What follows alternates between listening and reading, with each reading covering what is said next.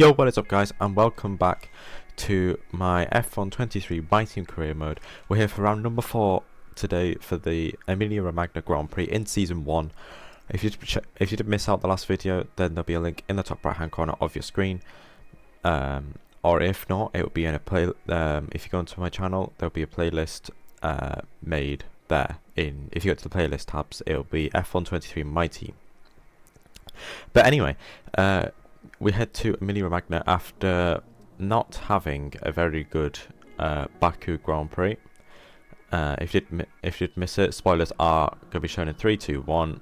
And yes, we did DNF for the second consecutive race in a row. And in fact, we DNF from both the sprint and the main race. And also, Dennis Hauger also DNF'd as well with an engine failure. So yeah, hopefully this weekend is better. Hopefully I can have a better setup compared to Baku, as the setup I had in Baku was not very good. The weather is going to be dry all weekend. Performance wise, we're still second worst, but we have closed the gap to the front runnings. And as you can see, we've got the F1 TV stuff back. For the next episode, I may get rid of the Halo hood. So let me know in the comments below if you would like me to keep the Halo hood and use the TV pod offset, or going back to what it was in the first 2 rounds of TV pod and with the in-game F1 dial. But yeah, practice then as we come to the end of the race strategy, and we do get the purple score pretty easily. We've got 1,600 R&D points, which is a pretty good amount, as we get some pretty good discounts as well. But yeah, the setup for this weekend feels a lot better than last weekend, than Baku, than last race, as I feel more comfortable with the setup that I have for Imola, as I won't say it's a completely different track to Baku, but before we head into qualifying, we're gonna change out some worn out components. So we're only changing out the ICE, the MGH and the gearbox for now, and hopefully we don't get an engine failure, because there is a bug where if you put a fresh component in, you'll get a mechanical failure. But yeah, we'll just have to find out and just hope that we don't get an engine failure. But anyways, I head into qualifying then, and my tyres are invisible for some reason. But yeah, as we're heading to qualifying in Q1, first time lap.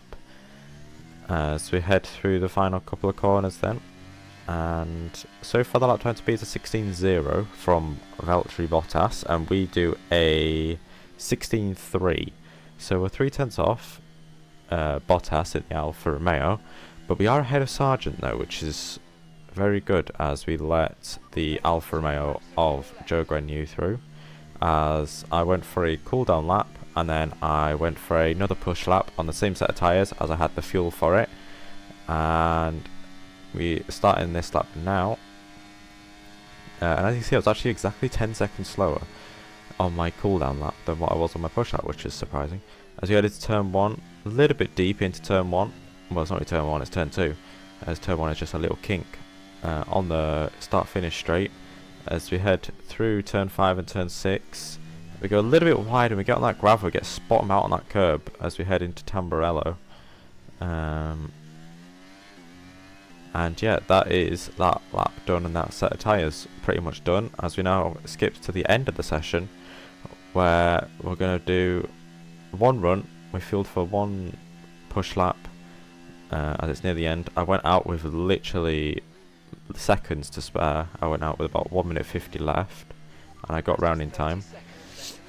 As we now come to start the lap, we open up DRS. I'm going to commentate it. We open up DRS down the main straight. We're going to keep, you want to try and minimize the length of the straight, kind of, by keeping it a little bit tight on the apexes. Down to turn 1, you want to brake about 65-70 meters, as we absolutely nail turn 1, and we're already a 10th up going into the end of sector 1 and into sector 2. Now this is where we're taking our last lap, and this time we just about keep it out of the gravel, pushing the track to the limits as we go into Tamburello now, and up the hill we go in as we head over the top of the hill, 5th gear, and then into Acqua Minerale. The first bit you can take flat and then down into 4th gear. As we go a little bit deep actually, we bottom out over those sausage curves and we lose a lot of time there. But we're going to try and see if we can gain back that time, but it's probably not likely as we head into the chicane, 4th gear, bounce over those curbs. And we are actually currently out in P17 as Joe now drops us down into 18th place. Also, we are the SWA on the timing sheets. I don't know how or why. I don't know how to fix it. I still haven't fixed it since Baku, as I recorded this the day after I did Baku actually. But yeah, I'm gonna try to sort it for the next episode, which I haven't recorded yet. Recording it now, but as you see well, not recording now, but I'm recording it soon. But as you see in qualifying 1, we do get knocked out in P18. So yeah. Although Yuki Tsunoda actually makes it through surprisingly. As we did get out qualified by Nico Hulkenberg, so I know we out qualified him for the first time. That was in Baku that he out qualified us. But yeah, the grid is now set for the Emilia-Romagna Grand Prix. So without further ado, as we get a bit more acclaim, and as you see, we're team acclaim level 6 now. But yeah, with all the practice and qualifying done, all is left is the main race. So let's head into the Emilia-Romagna Grand Prix. Well, today's venue has a full name that is perhaps lesser known than its informal one. So today we're at Imola, or to give it its official title, the Autodromo Internazionale Enzo e Dino Ferrari, named after their legacy. A beautiful tribute at a beautiful circuit. It's time, everyone, for the Emilia-Romagna Grand Prix. One lap of Imola, anti-clockwise of course, unlike most Formula One circuits, will take our drivers round 3.1 miles of track. 19 turns, 9 right-handers and 10 to the left. Drivers will need to be precise at the hairpin at turn 7, given the subsequent uphill section. Without a good exit from that corner, they'll lose a lot of time on that stretch. Before we begin, let's take a quick look at the grid lineup for today's race. Max Verstappen put in a fantastic lap yesterday, and he'll start from pole position. And the smooth operator Carlos Sainz completes the front row.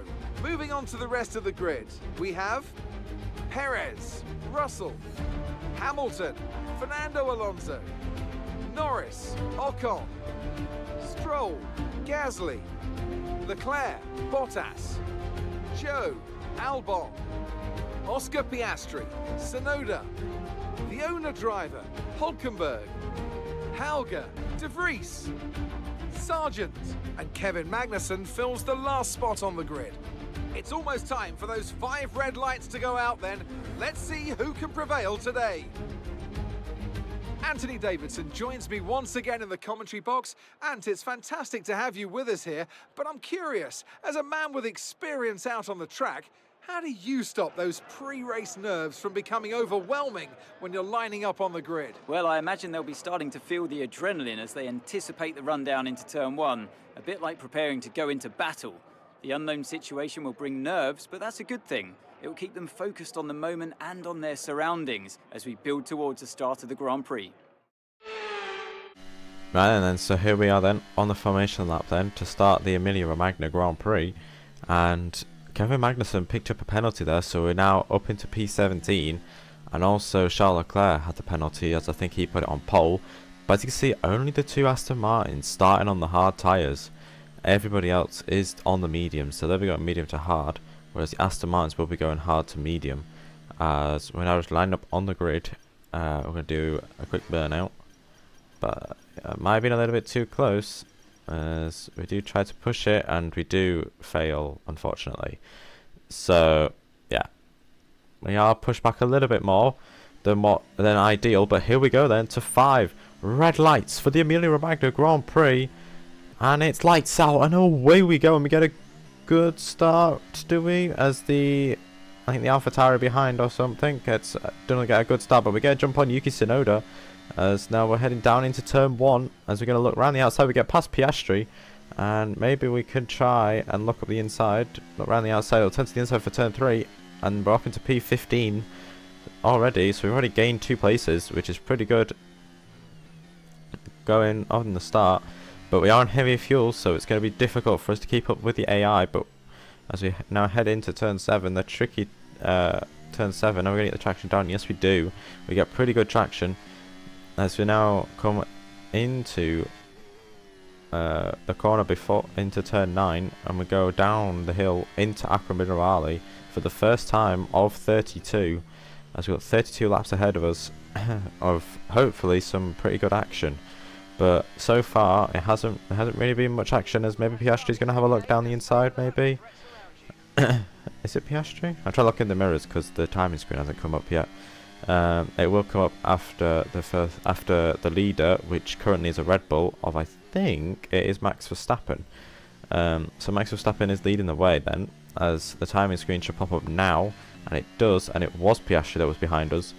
Trying to have a look into the chicane, but we complete lap 1, and Russell and Sainz are actually fighting for P2, and Magnussen and De Vries are actually fighting as well for P21. As we now come into turn 4, and actually this is the first time I'm going to show the full first 3 laps, as this video would probably be short, as we got a little bit too eager on the curb there, and we're going to send it back down the inside of turn 7 on Piastri, and we do get it done, but Piastri's going to get the traction around the outside, and he does get the move, and we're going side by side into turn 8, into turn 9, and we get the move done down the inside, and we get bombed on that curb a bit. But yeah, we've got to be careful of took a little bit too much inside curb there into the Villeneuve, I think it's a Villeneuve chicane. I don't know what it's called, but I think it's like turn 5 and turn 6. As we now head into the next chicane, and yeah, we're getting a lot of pressure from Piastri, but the gap to Bottas has extended quite a lot. It's about a second now to get another bit of a snap of oversteer. It's just me getting a little bit too happy on the throttle there. It's got nothing to do with the setup. The setup's been feeling absolutely beautiful this whole weekend. It's pretty stable, as now Piastri's going to look around the outside, and actually that's going to invite Nico Hulkenberg to go around the outside. We actually went 3 wide for a brief moment, as now Hulkenberg and Piastri are going to go side by side. I'm trying to maybe look for maybe a switch back on them. As we do, we get the traction down compared to Piastri. I'm going to go down the inside into turn 5, as we do get the move done. No, we make a little bit more contact. We go in the gravel again. This is for the second time in a row, make a little bit of contact with Sargent, but luckily we only lost 4 places. We're not completely at the back. We're in P20, so now skip all the way to lap 11. Now, not really much happened between lap 3 and lap 11, as it was just me trying to get back into my rhythm. As Esteban Ocon is out of the race in his Alpine, so maybe some reliability issues causing Alpine to not really be at the top of their performance maybe this weekend, as it shows with Ocon having an early retirement already on lap 11, as he now go on to lap 14, and we're going to box. It's about a lap early than my scheduled pit stop lap, but as the tyre wear is getting pretty bad on these mediums, so it's best to do the undercut, as we absolutely nailed the pit entry. As yep, the pit window has opened for us. As we now go down into our pit box, we get the optimal timing. So let's see, can we get a good stop from the team? Yes, we do. It's 2.5. As for some reason the in-game thing said it's a 0.1 second faster than what it actually was. Stationary for 2.5 seconds, as we're now back out, and we are last, but everybody else still has to pit. As now we're gonna skip on to the end of lap 15. I can see some more cars on the medium tyres are into the pits. My teammate won't be until the next lap, so lap 16. But as you see, Magnussen and Tsunoda are in, and they are pretty much our closest fight. So we're going to see if we can get back ahead of Kevin Magnussen and Tsunoda. We get ahead of Magnussen, but Tsunoda has actually got a bit of a gap on us, of about 3.2 seconds. As we now go on to lap 16, and my teammates in the pits. As a lot more, people are now in the pit lane, and we can see if we can maybe get ahead of Nico Hulkenberg. And he's just coming out of the pit exit now. As you can see, he is right in front of us as we do get ahead of Sargent, which we did undercut successfully, which was pretty good, as he, I think, was ahead of us as his yellow flags. And I think Magnussen actually had a moment out of turn 2 and maybe gone into the gravel trap, as we have a replay now, and he just maybe wasn't confident with going through turn 3 the way that he did, and he went onto the grass and slowed down. As we now skip all the way onto lap number 27 now, and as you can see it's getting very overcast, but I did check the weather report and there was no rain expected, so we don't need to worry about going into this. But I'm going to do something a little bit cheeky here, and I'm going to because the DRS detection point was there. It was back there before, just after we let Sargent past. So we get a little bit of snap there. But yeah, I'm trying to play it a little bit cheeky, just to get DRS so I can stay with him, because I know that Sargent is going to maybe romp away if he did get that DRS. So playing a little bit cheeky. It's probably against the rules, but we're in a game. We're in a video game, so it doesn't really matter. As I think we're gaining on that car behind by a second a lap or something. As we now go to lap 28, we make a little bit of contact with Sargent, in going through the final couple of corners, and there's a yellow flag on the main straight, and it's Zhou Guanyu. Zhou Guanyu is out the race, so I put DRS and I deploy the battery. Do I? No, I don't actually. I do deploy the battery a little bit, just so we get ahead before the yellow flag zone. And we are back up into P16 in this race. It's not for it's not for any points, but still P16 is better than previous results. We did get a P14 in Bahrain, as we now start the final lap. But the fact that we've had back-to-back DNFs is pretty shocking, really. As we now come into on the final lap, and Sargent could maybe look for a move and maybe nick P16 off of us. As we head through the final sector, we go a little bit deep, and that's going to let Sargent go back through, making a similar mistake as what we did in qualifying, as Max Verstappen wins a pretty dominant Emilia-Romagna Grand Prix here today, with Charles Leclerc and Sergio Perez finishing P2 and P3, with Hamilton P4, Sainz P5, Russell P6, Alonso P7, and it looks like Norris holds on for P8. Sorry for my coughs, I've been talking a bit too much. As Russell did get the fastest lap, as Stroll finishes P9 with Bottas P10. Gasly holding on to Albon for P12, for P11, and Piastri and Hulkenberg and Tsunoda flipping. And no, I should have flashed back. I wasn't meant to. Oh god. Well, it doesn't matter, because you're going to see something absolutely sensational. We are so far back, actually, like, yeet, send it down the inside, and we get P16. So yeah, I was not meant to show that flashback. I didn't even see it there. I didn't even see what it was, but anyway, it's P16. Good result. We actually finished the race, and so did Dennis Hauger. Dennis Hauger also finished, which is good confidence for the team going forward then, as Charles Leclerc picks up driver of the day here in Emilia-Romagna Grand Prix. It was a magnificent race and a drive right out of the top draw to take the win for Red Bull today. Tell me, Ant, how do you think they were able to deliver such an incredible result today? Well, they certainly stood out as a drive with tons of confidence on the track. I think their ability to keep their cool, even during some of the more hectic parts of the race, meant they were able to capitalise on the mistakes of other drivers, giving them the opportunity to make their way to the top spot with ease. Red Bull are our winners today after showcasing some incredible driving. There's been a huge push from them lately to stay competitive with the other teams, and they're certainly proving themselves.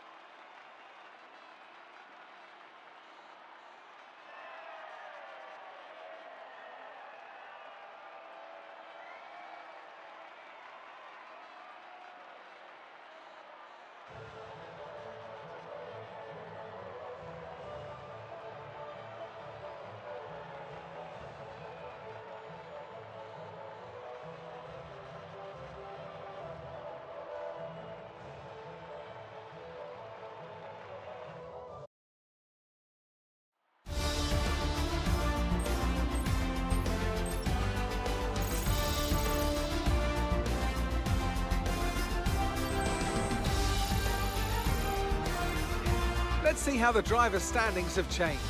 Max Verstappen should be pleased with his performance, making gains at the top of the table. Some amazing talent out on the track today.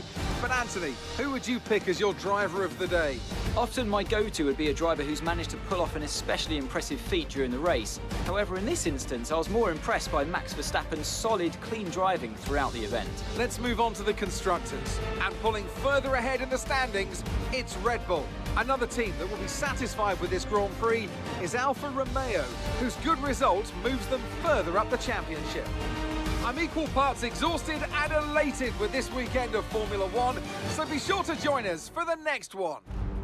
So then there we have it then, guys. The Emilia-Romagna Grand Prix is over and done with. And it is a pretty happy result for the team, as we didn't get a DNF within the team, which is a big boost up, I think, for the team. As Max Verstappen wins with Charles Leclerc and Sergio Perez rounding out the podium. And then you got Hamilton, Sainz, Russell, Alonso, Norris, Stroll and Bottas rounding out the top 10. And then just missing out on the points, you've got Gasly, Albon, Hülkenberg, Piastri, Tsunoda, myself, Sargent, Magnussen, De Vries, Hauger, and then Joe and Ocon not make it to the checkered flag.